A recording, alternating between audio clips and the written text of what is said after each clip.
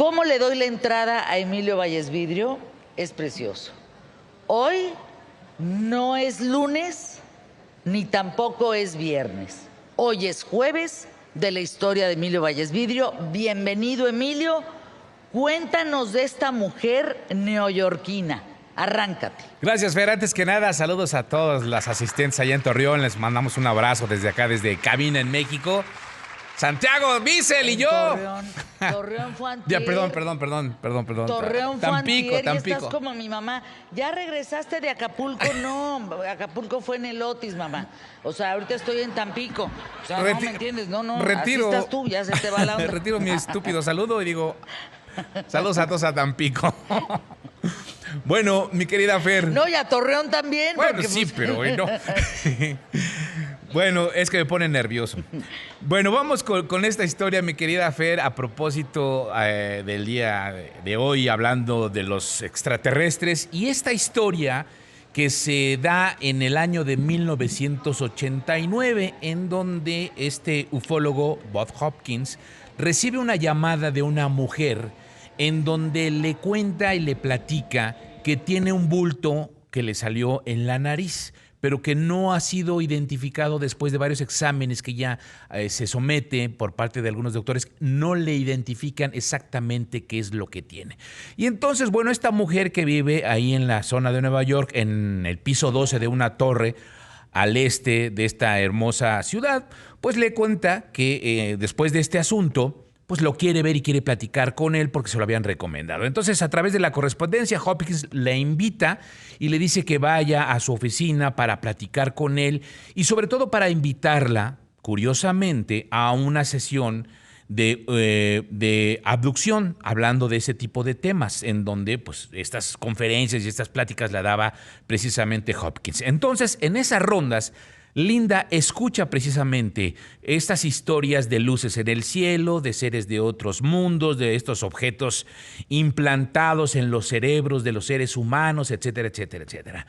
Pero bueno, ahí se queda con eso. Finalmente, unos meses después, ella lo visita en abril de 1989. Unos meses después, es decir, la noche del 30 de noviembre de ese mismo año, de 1989, pasadas las 3 de la mañana, Linda Napolitano está dormida en su recámara cuando de repente siente algo extraño, ella es lo que cuenta, se despierta y tiene esta sensación como si alguien la estuviera observando y además como que alguien está a los pies de su cama.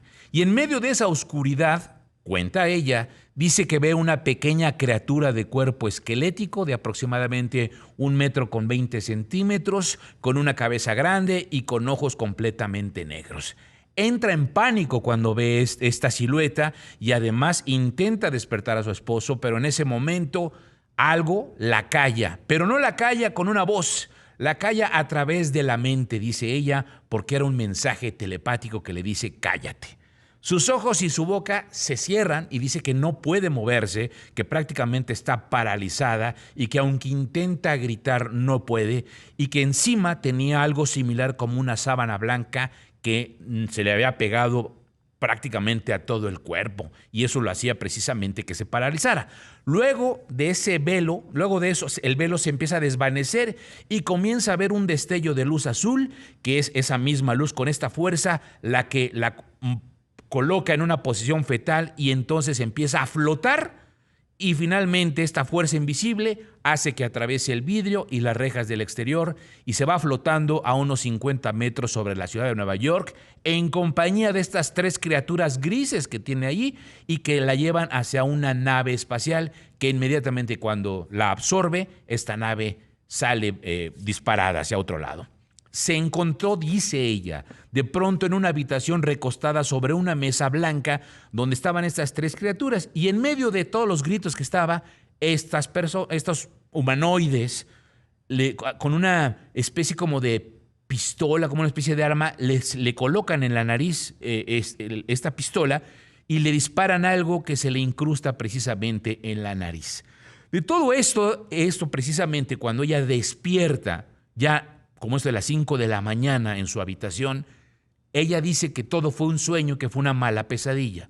Sin embargo, a lo largo del día y a lo largo de los siguientes meses, empieza a tener este tipo de flachazos en su cerebro, en su cabeza, en donde le recuerda todas estas imágenes, y entonces es cuando ella, ya preocupada, nuevamente visita precisamente a Hopkins para que le explique. Y es él el que la lleva supuestamente a una sesión de hipnosis regresiva para revivir esta experiencia de levitación hacia esta nave.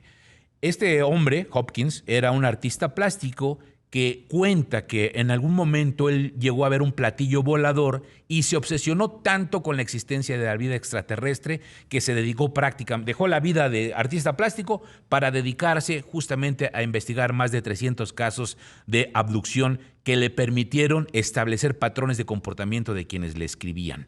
El caso se volvió, este caso de esta mujer neoyorquina, de esta Linda Napolitano, se volvió tan mediático, tan importante y tan interesante cuando este hombre, Hopkins, llamado el gurú de las abducciones extraterrestres, supuestamente recibió una carta firmada por 2 agentes de seguridad, 2 guardaespaldas, uno llamado Richard y otro Dan, quienes confesaron que habían visto 3 figuras extrañas junto a una mujer joven con una bata blanca flotando a través de una ventana en un departamento que luego fue transportada a un platillo volador. Pero no solamente eso. Estos 2 guardias eran supuestamente las escoltas de un hombre que nunca quiso hablar ni reconocerlo, pero que tenía un peso fundamental para toda esta investigación. Se trataba de Javier Pérez de Cuéllar, el secretario general de las Naciones Unidas en 1989. ¿Qué hacían estacionados allá afuera del departamento de Linda Napolitano? ¿Quién sabe? Pero bueno, eso se empezó a decir al grado de que esto volvió tan interesante el tema, tan importante, que finalmente Linda y Booth se dedicaron a dar conferencias y relatos en medio de multitudes en donde prácticamente los amaban y les creían todo. El caso también empieza a cobrar tanta relevancia que lo empiezan a investigar medios importantes, periódicos importantes, no solamente los dedicados o los especializados en ufología, sino también revistas y algunos medios importantes como el New York Times, etcétera, etcétera, en donde le empiezan a dar cabida a todo esto porque hablaban del caso de abducción más importante del siglo por el solo motivo, no de que había estos 2 testigos, ni 3, ni 4, ni 5, porque se hablaba de que 23 personas, 23 testigos habían visto precisamente cuando Linda había sido absorbida por esta nave espacial. Y entonces todo esto da para un libro que escribe Booth Hopkins que se llama Testigo, la verdadera historia del secuestro del puente de Brooklyn. Pero ahí te va a ver, amigos, amigas, 35 años después de toda esta serie de cosas, aparece en Netflix el documental o la docuserie El secuestro extraterrestre en Manhattan. Y a lo largo de todos estos años empiezan a documentarlo. Pero resulta que sale por ahí una mujer que se llama Carol Reining, que era la 3ª esposa de Hopkins que murió en el año 2011 y ella en el 2023, en donde ella desmiente y dice que toda esta historia es una mentira y que fue elaborada precisamente porque se trató de un engaño publicitario para hacer todo esto. Pocos días antes del lanzamiento de este documental, Linda Napolitano presenta una demanda por difamación y fraude contra Netflix, contra los cineastas y productores de este documental y los herederos de Rainey y de Hopkins, porque dice que la trataron como una villana con fines de controversia y conflicto, que además la obligaron a leer un guión que la representaba falsamente a ella de su historia y que finalmente lo peor del asunto es que la mostraban de una manera grotesca e inusual, con ropa poco favorecedora, que no era su estilo de vestir y que realmente la hacían parecer vieja y demacrada, que era lo que más le preocupaba. No que su historia era falsa, sino que ella se veía demacrada. Finalmente, pues esto no pasó, el documental se estrenó, pero al parecer la historia simplemente fue falsa. ¿Cómo ves? Es que ahí está el problema, Emilio. Por eso estamos tan confundidos en relación a la información de los extraterrestres. Porque si realmente tuviéramos los pelos de la burra en la mano, pues hablaríamos de esto en un sentido científico bien informado. Pero como hay gente que sale con estas cosas locas, o hay gente que le pone más chocolate a la leche, ¿no? O que quiere inventarse unas historias para salir con un tema famoso, es ahí donde pierde la credibilidad que se ha ganado en un campo científico y entonces acabas riéndote. En lugar de decir, ay, pues sí, la verdad es que van a venir un día por nosotros, acabas riéndote de esta mujer que le preocupaba más lo que tú decías.